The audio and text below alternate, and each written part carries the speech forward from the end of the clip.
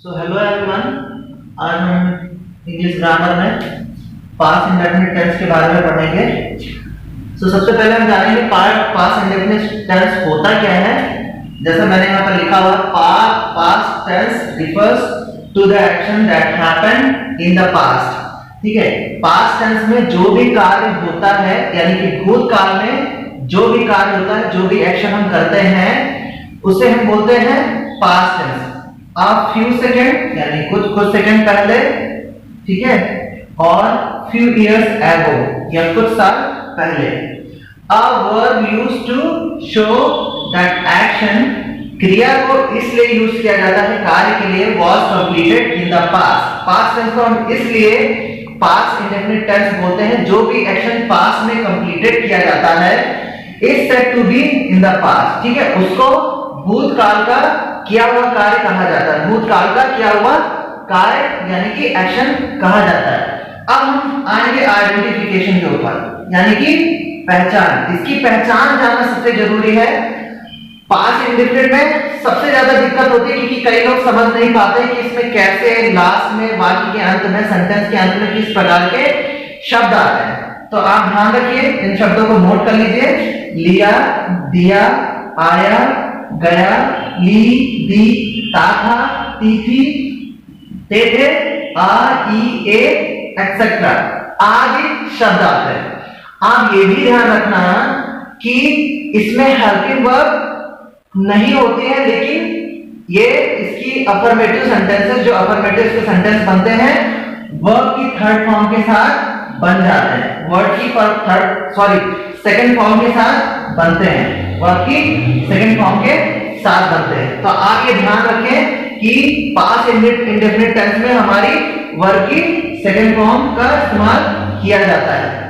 अब हम बात करेंगे, यहाँ पर मैंने अफर्मेटिव रूल, नेगेटिव, इंटरोगेटिव और WH टाइप वाली फैमिली के मैंने रूल लिखा है। इसलिए मैंने रूल लिखा है कि पास्ट इंडेफिनिट टेंस में बहुत ज्यादा समस्या होती है बच्चों को। ठीक है, तो आप ध्यान रखिएगा। तो इसमें अफर्मेटिव का रूल होता है सब्जेक्ट प्लस वर्ब की second form, object subject plus did not, negative बनाने के लिए वर्ब की फर्स्ट फॉर्म, उसके बाद ऑब्जेक्ट, और interrogative did not plus subject plus verb की फर्स्ट फॉर्म, उसके बाद ऑब्जेक्ट। आप ध्यान रखिएगा कि जब इसकी नेगेटिव बनती है तो नेगेटिव में आप वर्ब सेकंड नहीं लगाएंगे। अफर्मेटिव सेंटेंसेस में आप वर्ब सेकंड लगाएंगे, लेकिन नेगेटिव और इंटरोगेटिव में जो वर्ब आती है सब्जेक्ट के बाद, आप उसमें वर्ब की सेकंड फॉर्म नहीं लगाएंगे। कई सारे लोग जब इंग्लिश बोलते हैं तो पास्ट में जो सेंटेंसेस बोलते हैं क्वेश्चन वर्ड वाले, इंटरोगेटिव या नेगेटिव, उसके साथ वो वर्ब की सेकंड फॉर्म भी लगा देते हैं। हालांकि आमतौर बातचीत में वो सही हो सकता है, लेकिन वो फाइनली अगर हम ग्रामर के अकॉर्डिंग देखें तो बहुत गलत माना जाता है। तो इसलिए आप ध्यान रखिएगा, जब आप नेगेटिव से लेकर इंटरोगेटिव कोई सेंटेंस बोलते हैं तो वर्ब की सेकंड फॉर्म नहीं लगाएंगे, क्योंकि हमारी जो डिड होती है वो खुद में वर्ब की सेकंड फॉर्म होती है। अब यहाँ पर एग्जांपल दे रखा है। अब हम बताएंगे, जैसे मैंने आपको बताया था वर्ब की सेकंड फॉर्म का इस्तेमाल किया जाता है। तो यहाँ पर मैंने वर्ब की फॉर्म लिखी है, फर्स्ट है, सेकंड है, थर्ड है। तो आपको कौन सी यूज करनी है? ये नहीं यूज करनी है, ये नहीं यूज करनी, ये यूज नहीं करनी, आपको ये सेकंड फॉर्म यूज करनी है। पास्ट इंडेफिनिट टेंस में आपको सेकंड फॉर्म का इस्तेमाल करना है, थर्ड फॉर्म को आप नहीं इस्तेमाल कर सकते। जैसे मैंने दिया है गिव, ये गिव हो गया। अब इनको हम क्या बोलते हैं? इरेगुलर वर्ब्स बोलते हैं। अब इरेगुलर वर्ब्स के बारे में एक बार हम वीडियो बनाएंगे जिससे कि आपको समझ में आ सके। रेगुलर वर्ब्स और इरेगुलर वर्ब्स के बारे में आपको एक सेशन दूंगा मैं। उसके बाद तो ये गेव, टुक, वेंट, जैसे गो फर्स्ट फॉर्म है, वेंट सेकंड फॉर्म है, तो हम सेकंड फॉर्म का यूज करेंगे सेंटेंसेस बनाने के लिए, किसके? पास्ट इंडेफिनिट टेंस के। अब यहाँ पर हमारे पास एग्जांपल दे रखे हैं। ये हमारा एक एग्जांपल है, राम के भाई ने मेरी पुस्तक चुराई। अब चुराई की मीनिंग क्या होती है? स्टील होती है, लेकिन इसकी सेकंड फॉर्म क्या होती है हमारी? स्टोल। ठीक है, आप इसको एल कर दीजिए, STOLE, स्टोल। ये हमारी वर्ब की सेकंड फॉर्म है, तो हम ये यूज करेंगे चुराई के लिए। क्या यूज करेंगे? चुराई के लिए हम सेकंड फॉर्म स्टील की स्टोल लिखेंगे। अब राम के भाई, ठीक है, क्या लिखेंगे हम? रामास ब्रदर स्टोल वर्ब, इसके बाद वर्ब बाकी सब्जेक्ट के बाद रामास ब्रदर यानी कि रामा के भाई ने, स्टोल माई ये ऑब्जेक्ट है, माई बुक पुस्तक, ठीक है। अब ये माई बुक क्या है, हमारा ऑब्जेक्ट है, लेकिन ये माई कौन है, यह हमारा राम है, ठीक है। राम की पुस्तक चुराने की बात की जा रही है।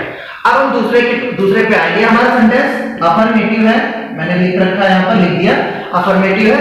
और ये दूसरा, मोहन ने कल पतंग नहीं उड़ाई, मोहन ने कल पतंग नहीं उड़ाई। आप ध्यान रखिए ये निगेटिव सेंटेंस है, तो निगेटिव के साथ जब आप डिड लगा दें तो उसके बाद वर्ब की सेकंड फॉर्म नहीं लगती है। अब मोहन ने कल पतंग नहीं उड़ाई, मोहन,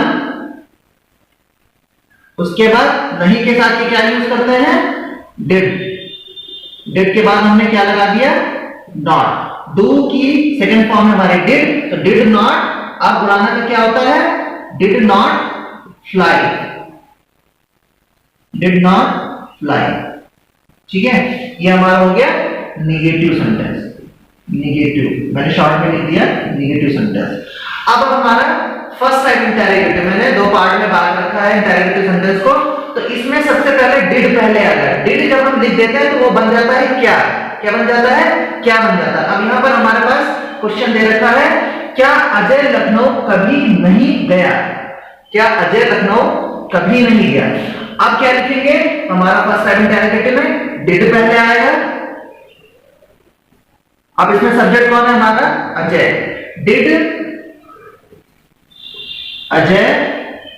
अब उसके बाद क्या, अब नहीं कभी नहीं गया कि क्या यूज करेंगे, डिड अजय नेवर, नॉट नहीं लगाएंगे हम, यहां पर कभी नहीं की बात की जा रही है तो नेवर यूज करेंगे। Did Ajay never go to Lucknow, go to Lucknow, ठीक है। ये हमारा इंटरोगेटिव फर्स्ट है। तो आप ध्यान रखिएगा, यहां पर गो है तो यहां पर आप गॉन नहीं लिख सकते इसकी सेकंड फॉर्म, क्योंकि यहां पर डिड हमारा सेकंड वर्ब की तरह काम कर जाता है। अब हम बात करेंगे सेकंड टाइप इंटरोगेटिव। तुमने किसकी पुस्तक पढ़ी थी, तुमने किसकी पुस्तक पढ़ी थी। अब इसमें भी डिड का इस्तेमाल करेंगे। पहले लेकिन क्वेश्चन वर्ड क्या है, क्वेश्चन वर्ड क्या है, किसकी, और किसकी का इंग्लिश में अर्थ क्या होता है, हुज। किसकी की इंग्लिश होती है हुज। अब हम बात करेंगे, पहले लिखेंगे क्वेश्चन वर्ड, क्या, क्वेश्चन वर्ड, ये हमारा क्वेश्चन वर्ड है रूल में। तो क्वेश्चन वर्ड, उसके बाद हमारा क्या आ रहा है, डिड आ रहा है, हुज डिड। अब उसके बाद क्या है, तुमने का क्या होगा, हुज सब्जेक्ट है, हुज डिड यू। अब क्या पढ़ी थी, हुज डिड यू। अब हम बात करेंगे कहां गया, वर्ब, पढ़ने में क्या हो गया, रीड। उसके बाद हमारा ऑब्जेक्ट क्या है, पुस्तक, बुक। तो ये रहा हमारे पास इंडेफिनिट टेंस। मैंने आपको बहुत अच्छे से बता दिया, आशा करता हूं कि आपको बहुत अच्छे से समझ में आया। अगर आपको कोई समस्या होती है तो आप कमेंट बॉक्स में आप हमें लिख सकते हैं। उसके बाद मैं इसे हो सकता है फिर से मैं इसको समझा दूं जिससे कि आप अच्छे से समझ में आ सके। मैं आपको एक क्वेश्चन देता हूं, आप इसको करके मेरे कमेंट बॉक्स में डालें। रमेश वहां क्यों गया, रमेश वहां क्यों गया। ये आपके लिए छोटा सा सेंटेंस है, इसको आप बना के कमेंट बॉक्स में डालें। अगर आपको ये वीडियो और ये पास्ट इंडेफिनिट टेंस समझ में आया तो मेरे चैनल को आप सब्सक्राइब करें और लाइक करें। So thank you everyone.